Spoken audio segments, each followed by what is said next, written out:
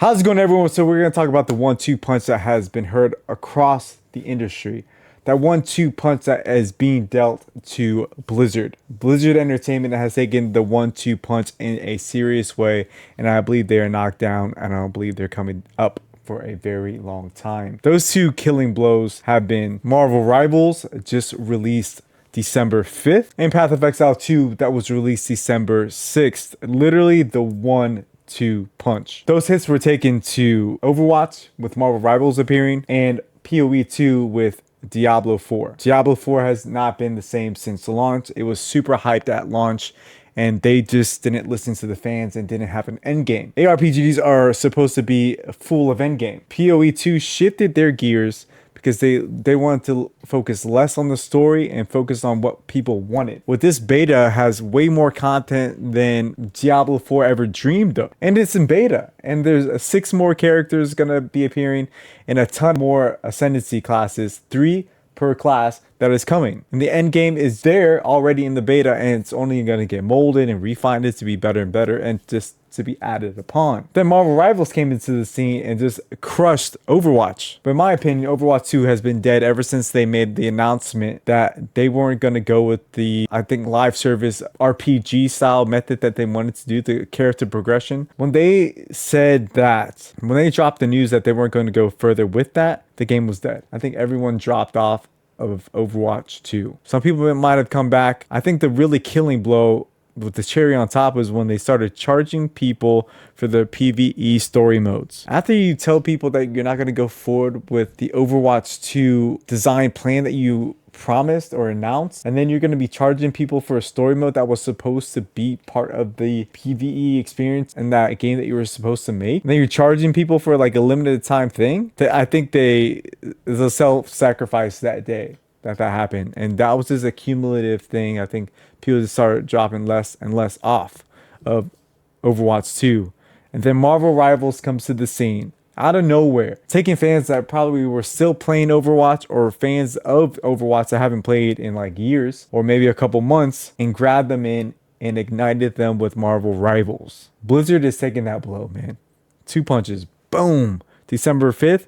Boom. December 6th. Rivals, PoE 2. I don't know how Blizzard is going to recover from this. These games have listened to people wanted. Rivals is fun to play. You can actually see your skins that you purchase, not without just doing emotes or having your, play of the game screen. You actually have characters that are sexy and the game plays well. 2 things that I think people want. I don't think people want to be playing characters that are not attractive. Who cares? That's what people want. I know other people or naysayers that probably don't even touch games say there should be diversity. Of course there is diversity, but why can't you be sexy at the same time? These are just fictional characters. They're not real people. That's just my take. I think a lot of people agree. And you got Jeff. People love Jeff. He's a freaking land shark, and people love Jeff. You just have appealing characters with Marvel Rivals. You have fun gameplay, and they dropped 33 characters on launch. 33 playable characters, free to play, and they have ranked already. These games know what people want. I think they really drove that in. Same with Path of Exile 2. They really saw what people wanted. They wanted diversity. They wanted complexity. They wanted fun. They didn't want mindless fun. Even though you could probably get some mindless fun later on in Path of Exile 2, but you got to earn it. And you have options and you have choices. And the skill tree is humongous. There's options. Blizzard, this is to you. What are you going to do? I think D4 is dead. I don't think it's going to recover because Path of Exile 2 is only going to get bigger. It's not even finished. The full game is going to probably be released next year. So I don't know what Diablo 4 is going to do, if they're going to release a new character, what kind of hype is going to be about that. Because if you release one character, Path of Exile 2 is going to be releasing 6 more new characters. They're just going to obliterate them in there. That's our 1-2 punch again.